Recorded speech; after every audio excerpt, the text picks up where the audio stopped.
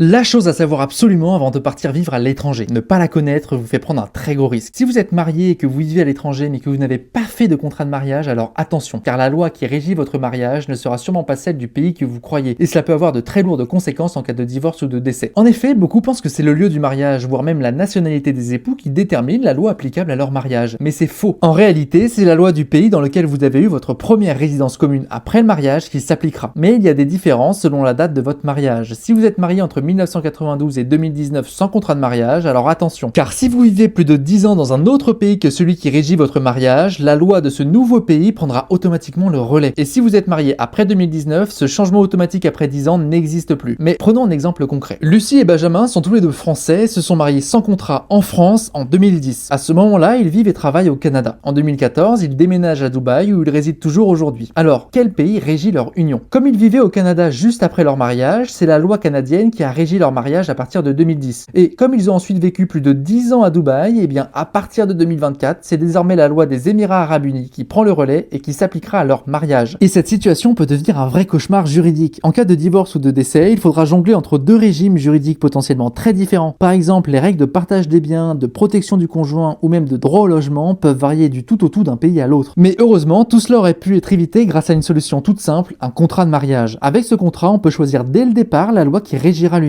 peu importe où l'on vit ensuite. Par exemple, Benjamin et Lucie auraient pu choisir la loi française et celle-ci serait restée valable même s'ils avaient habité ou déménagé ailleurs. Pour plus de conseils, abonnez-vous.